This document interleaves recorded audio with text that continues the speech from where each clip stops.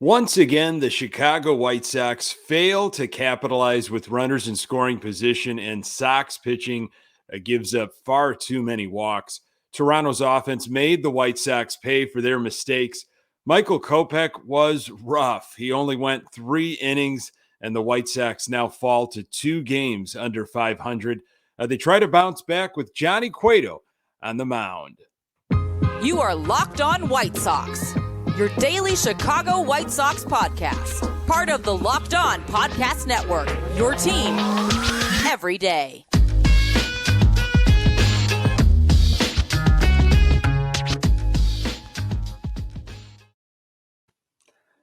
Hey, Sox fans, welcome to Locked On White Sox. Thank you for making Locked On White Sox your first listen each and every day. We're free and available on all platforms. Follow us on Twitter and Instagram at Locked On Sox. Also, subscribe to our YouTube channel. Just search Locked On White Sox. Hey, I'm your host, Nick Morawski, a lifelong, diehard Chicago White Sox fan, recording this podcast just blocks from the ballpark in beautiful Bridgeport.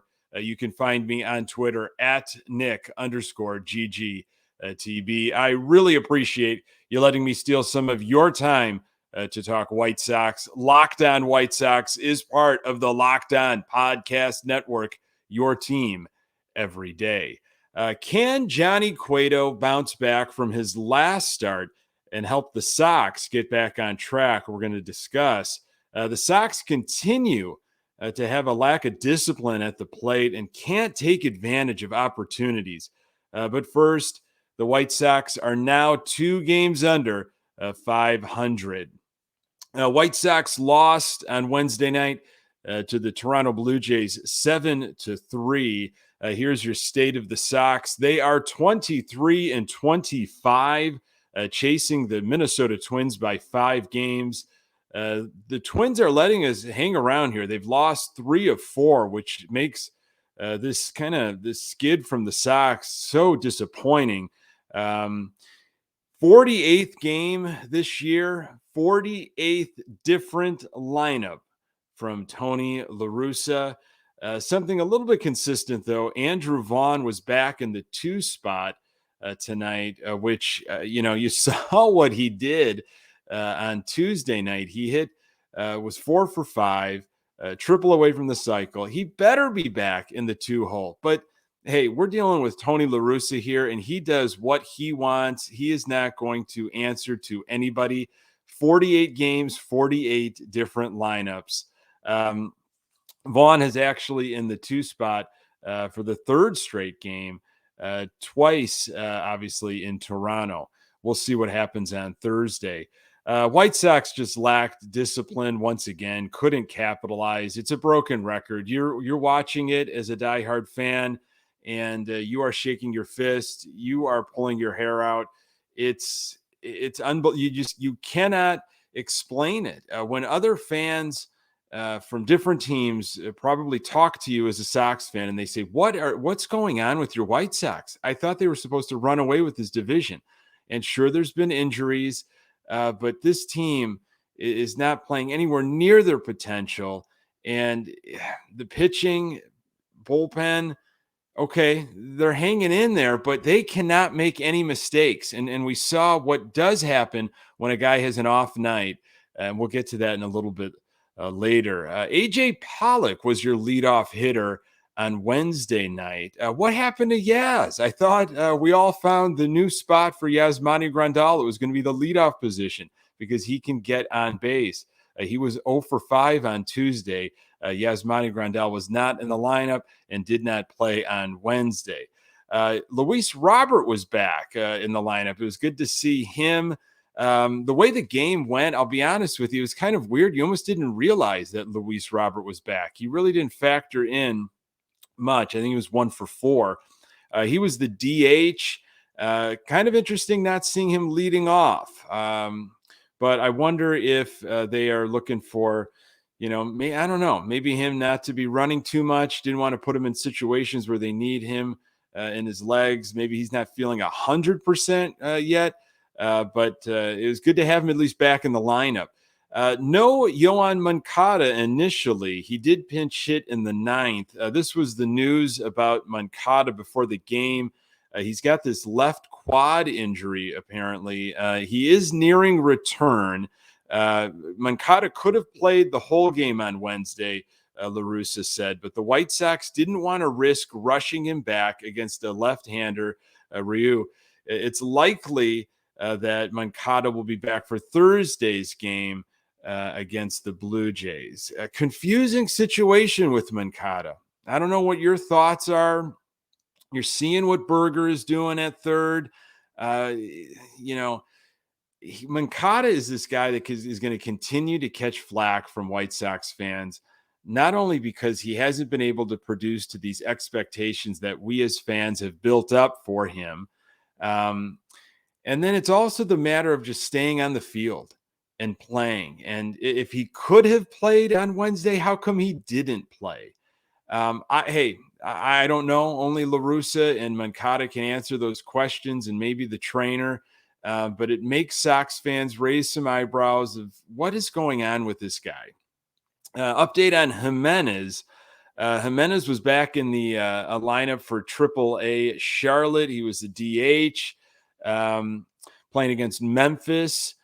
Had a couple at bats in that original rehab start back in May 28th when he felt that tug in his leg, and they're exercising caution. But it's nice to see that Jimenez is back in action. I don't know. Maybe we'll see him later next week. All speculation, but again, after he was removed from that May 28th game, I don't know about you, but I was like, here we go again. We're back to square one with this guy. So it was nice to see, on June 1st, he's back in the lineup playing for Charlotte. So stay tuned. Tim Anderson, it still seems like now we're getting a little bit more clarity, but it looks like returning late June. He is traveling with the team. It was nice to see him in the dugout repairing a shattered Jose Abreu bat. And Lance Lynn looks to get maybe 3 starts in Charlotte. He's got 1 in the books. And so far, all seems well with health. And that's a thing we've always got to be monitoring now. How are guys feeling after their start or after their game, their appearance? I'm sure he'll be monitored closely, but looking forward to having him back maybe later this month, mid to late June. We'll see. Coming into the game, Andrew Vaughn was on a tear against AL East opponents. NBC Sports Chicago in the pre-show, we talked about this. White Sox threw this out on their social media handle on Twitter. Vaughn, 15 for 40 coming into the game with 2 home runs, 8 RBIs, and 4 multi-hit efforts versus AL East opponents. And Abreu, in his last 7 games, slashing 429, 556, 714. He was 2 for 4 on Wednesday night. He's looking more comfortable. Better at bats. There were some moments where we really needed him on Wednesday night and he didn't deliver. But all in all, he's looking much better than he did maybe 3 weeks ago or so. It was nice to see Andrew Vaughn and Abreu in the 2-3 spot back-to-back nights. That could be something that maybe if you're going to change the lineup, okay, and Lewis is on this mission to maybe have 100 different lineups in 100 games. I don't know what his personal goals are as a manager, if it's something he's never done, and he's like, you know what, why not? No one's going to do anything to me. No one's going to remove me as manager. I'm going to do whatever I want. Maybe try to keep things somewhat consistent within those lineups. And I like that Vaughn-Abreu 2-3 combo. It seems to work when we are getting some offense. Speaking of offense, the Toronto Blue Jays can hit. They make you pay. And I'm going to tell you about how they made White Sox pitchers pay for their mistakes. More on that in a moment. This episode is brought to you by Rock Auto. With every increasing number of makes and models, it's now impossible for your local chain auto parts store to stock all the parts you need. Why endure often pointless or seemingly intimidating questioning and wait while the person behind the counter orders the parts in their computer, choosing the only brand their warehouse happens to carry? you have computers with access to rockauto.com at home and in your pocket. Save time and money when using Rock Auto. Rock Auto is a family business serving do-it-yourselfers for over 20 years. Go explore their easy-to-use website today to find the solution to your auto parts needs. Go to rockauto.com right now and see all the parts available for your car or truck. Write Locked On in their How Did You Hear About Us box so they know we sent you. Amazing selection, reliably low prices, all the parts your car will ever need. rockauto.com. Hey, we have an important favor to ask you. We've put together a survey so we can learn more about listeners like you and make your favorite Locked On podcasts even better. This is your opportunity to tell us what you like and don't like about Locked On podcasts. Go to lockedonpodcasts.com/survey right now to get started. It won't take you very long, and everyone that completes a survey can qualify for a chance to win one of 10 $100 Ticketmaster gift cards. To take our audience survey, go to lockedonpodcasts.com/survey. Thank you so much for your help. So Kopech was on the hill for the Chicago White Sox Wednesday night, and it was a 9-day layoff. I think he was pitching on his 10th day, something like that. It was obviously more than he's used to in terms of time on the shelf. And he just did not have his command, was getting behind in the count. And, pitchers are such creatures of habit. You've heard about this as a baseball fan, I'm sure. Steve Stone has talked about it quite a bit on telecasts throughout the years.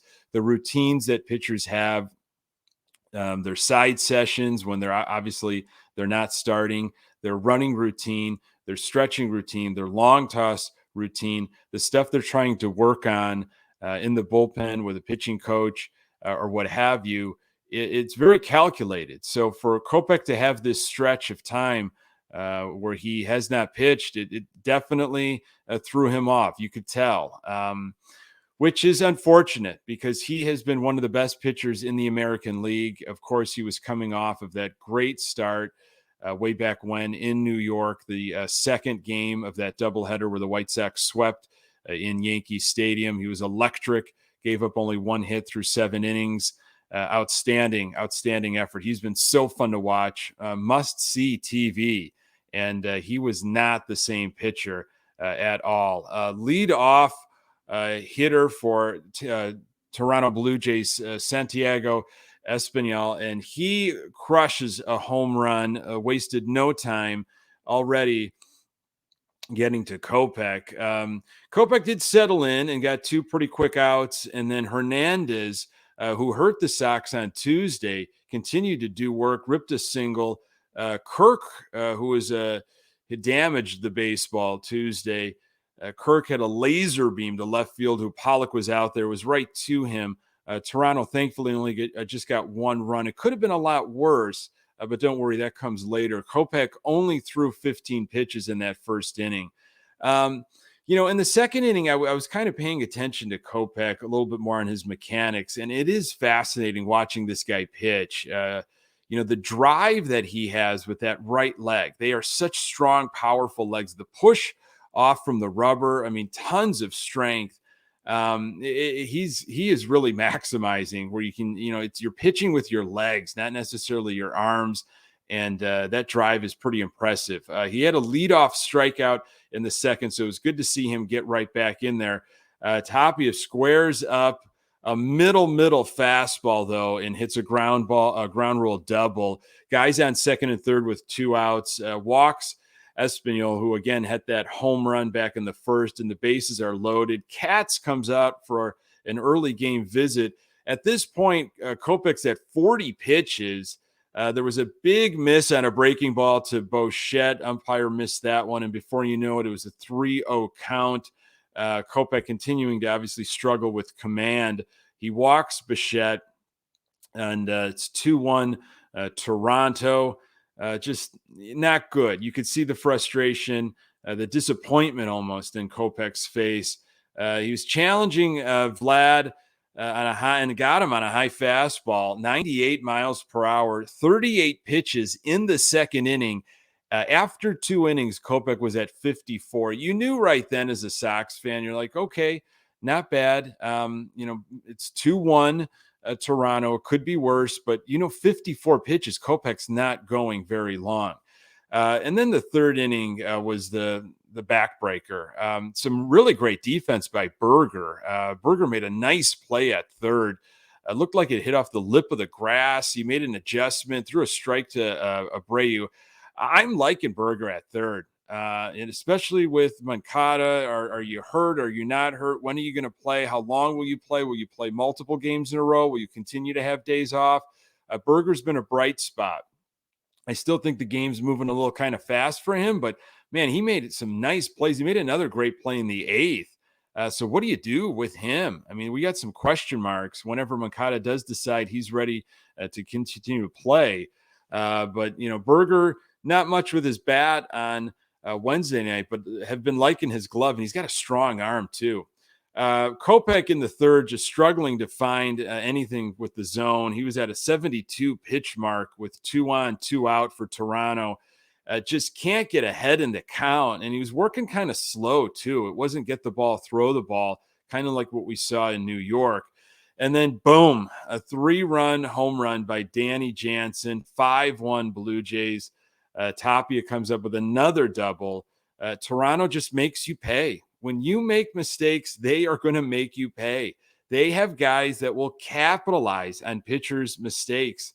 And if you cannot throw strikes, they will make you pay because they will take their walks, okay, and then they will maximize with extra base hits. The White Sox starters, they just have to be so sharp these days because the runs aren't coming in bulk. But you can't continually walk guys, and you have to be you have to keep Toronto, a team like Toronto that can hit the ball off balance. And it's what it made Tuesday's nice loss was so difficult because we had that game.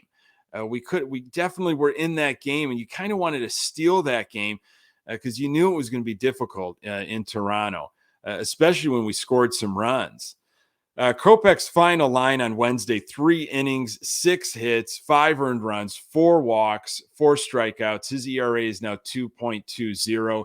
Kyle Crick came in for a nice pair of innings, 3 strikeouts, 1 walk, and a hit.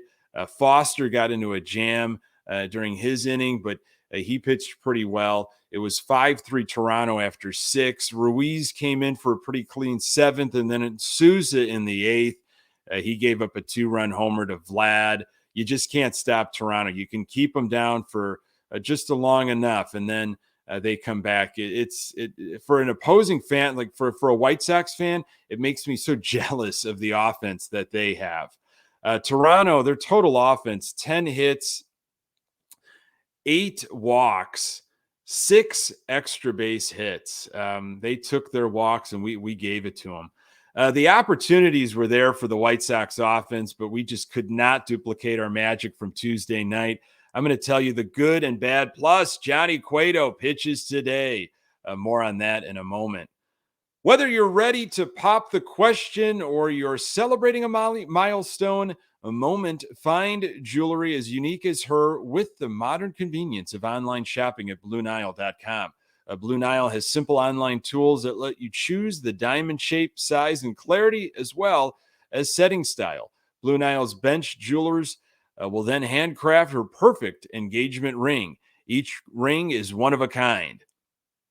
Looking for fine jewelry, but having trouble choosing? Blue Nile has jewelry experts on hand 24/7, available via phone or chat to help you find a memorable gift at every budget.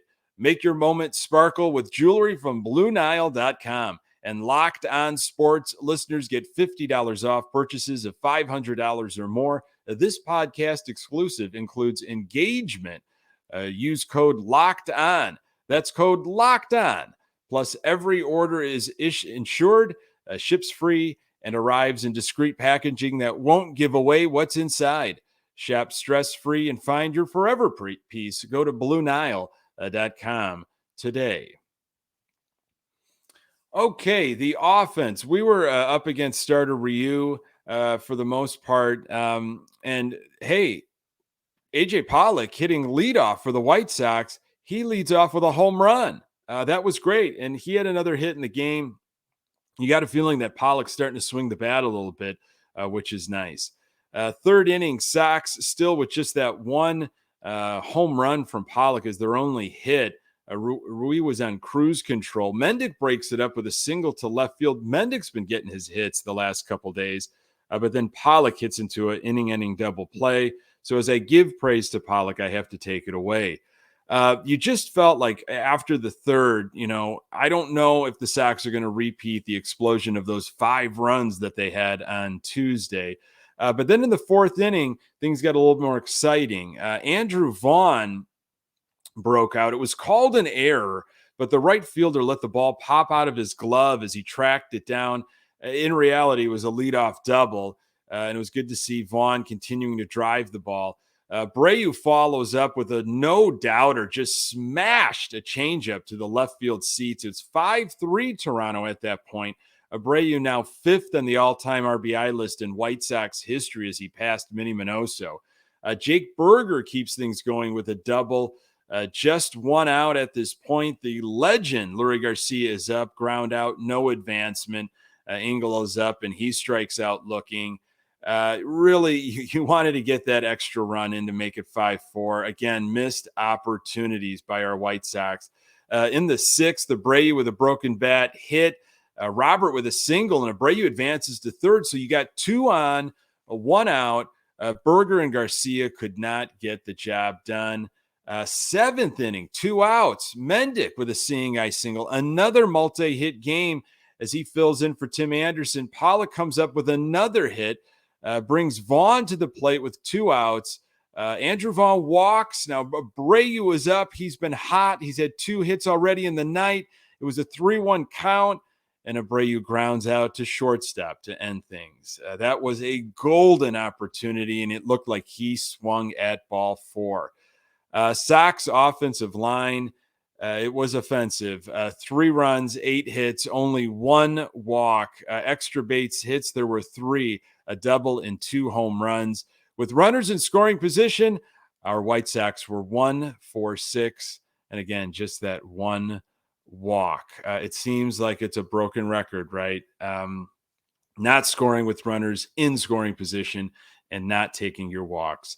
Hopefully things change on Thursday with Johnny Cueto on the mound and his 2.41 ERA. Cueto's last outing was against the Cubs, and he did get roughed up. He went 6 2/3 of an inning, 5 earned runs, 3 walks, 2 strikeouts. And what I think got Cueto, you saw this, you read about this. Cueto talked about it, and the Chicago Cubs talked about it. They jumped all over Cueto early. They attacked his first pitch. They did their homework, and they knew what Cueto was trying to do, and Cueto just was not able to do that. They had the scouting report, and how can now Cueto adjust? Because you've got to assume a team like Toronto that can hit the ball, they are disciplined.